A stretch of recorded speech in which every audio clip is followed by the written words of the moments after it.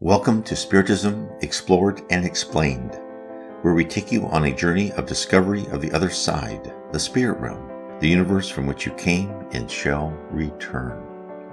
Did you know your destiny is to become a high spirit?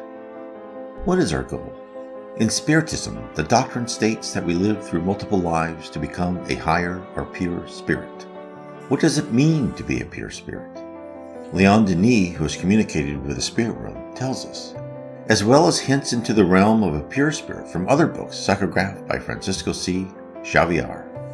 The doctrine of Spiritism, the rules to live by, or actions we must take, the sufferings we must bear, the numerous existences to supply a firm foundation to our intelligence are all for one purpose, for us to become a higher or pure spirit. Henri Louis, in his books, supplies us with stories of the first level of a celestial city, Nosso Lar. The souls who live at that level are not truly high spirits, even though they reside in a wonderful heavenly city spaced above many earthly locales. These spirits are still bound to earth. They must continue being reincarnated to climb the ladder of learning. There are levels higher than Nosso Lar, and as we improve ourselves, we graduate to places above. There is a passage in the book Renunciation, inspired by the Spirit Emmanuel, and psychographed by Chico Xavier, which describes one such place. This is what was written. The splendorous sight of it exceeded anything that could ever characterize beauty in the human sense. The sacred visions of its entirety was far beyond the famous city of the saints as idealized by the thinkers of Christianity.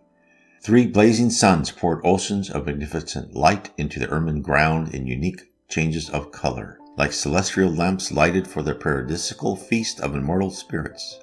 Exquisite buildings surrounded with indescribable flowers took the form of castles carved with golden filigree, radiating multicolored effects. Winged beings came and went in the pursuit of sanctified purposes, in an endeavor of a superior nature, inaccessible to the understandings of earthlings.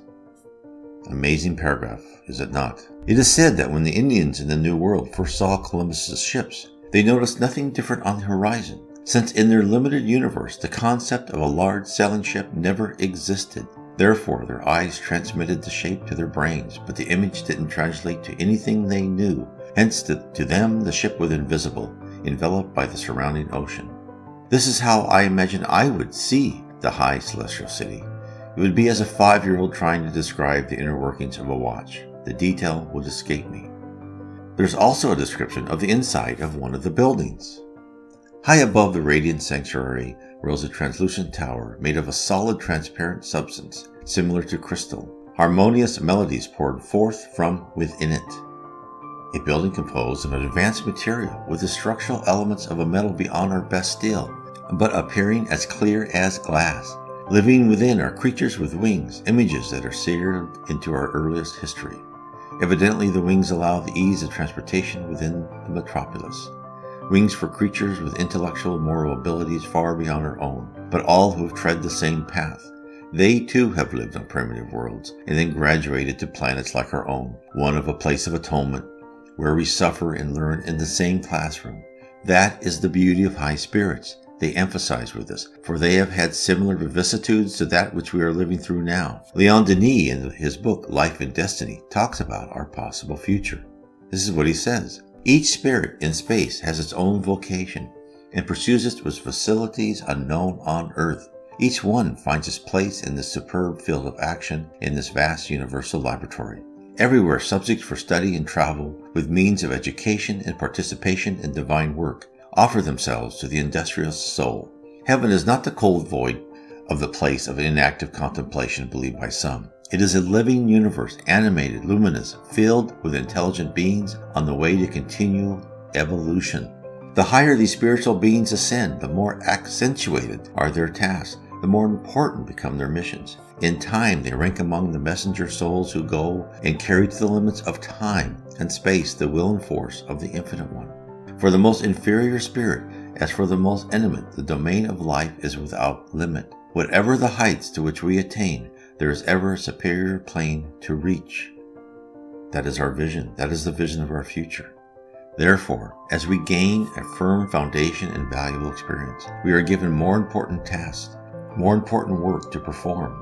tasks that could change the course of history on a world, or serve to rescue suffering souls. Missions that at one time or another all of us have dreamed of performing. And not only do our jobs become more vital and visible, we also undergo a change. This is what was said. In the measure that a soul detaches itself from inferior spheres, it perceives the high manifestations of intelligence, justice, and goodness, and its life becomes more beautiful and divine. The profound difference which exists between terrestrial life and life in space resides in the sentiment of deliverance and of the absolute liberty enjoyed by purified spirits. The material cords are broken, and the pure soul takes its flight to high regions. In a life exempt from physical necessities, it feels its faculties grow and acquires a penetration into the veiled splendors of the infinite realms.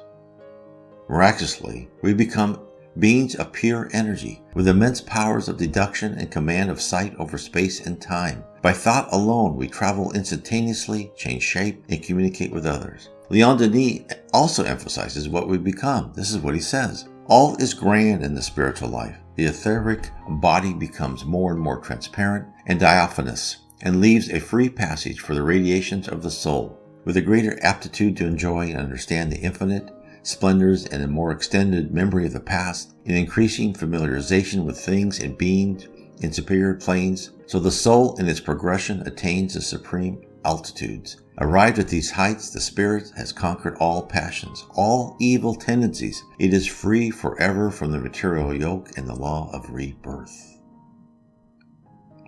What has Leon Denis told us? He says that we certainly leave beyond the many physical traits, no longer requiring pain and suffering to modify our behavior. We have learned the lessons that Jesus set for us in the Bible, to love others, to be charitable, fraternal, and all else that we read and try to attain, but fail in so many great and small ways. But just remember one thing, you will attain that level. You will attain the level of a high spirit. It may not be in this lifetime or 1,000, but it will come. And the more we hold on to material pleasures in the life, the longer the journey. Learn how to become a high spirit. Learn what you must do on earth. Read my book, How to Live, Inner Peace Through Spiritism. I wrote this book because of the book Spiritual Wisdom, Missives of Hope by Herculano Perez and Francisco Chico Xavier. There is a poem dedicated to Chico by the Spirit Andre Luis. It is revelatory. The poem has 24 verses which pertain with how we should place ourselves in a mental state to achieve inner peace. Inner peace isn't the condition to enjoy for a moment or two on the beach after a few drinks. It is a life quest, a multiple life quest. In the spirit world, thought is action. As a spirit, our mind creates the environment in which we live. Hence, the more control we have over our own thoughts, the more calm, the more reasoning, the more loving we become. All contribute to a true paradise awaiting us when we are scheduled to pass back to the real world, the spirit realm. The poem is essentially a list for advancement and serenity. Each chapter will explore in my book one aspect of attaining inner peace. I shall attempt to describe the end state of what was envisioned in the specific verse and why this state is vital for your spiritual growth. Inner peace is more than a poem or a list of spiritual conquests. It is what should be the result of full integration into the Spiritist doctrine. Inner peace is the result, the summit of attainment possible in our short lives. The climb is worth the effort, and upon reaching the summit, you shall view more mountains to scale and ever-increasing rewards to attain your quest. God bless.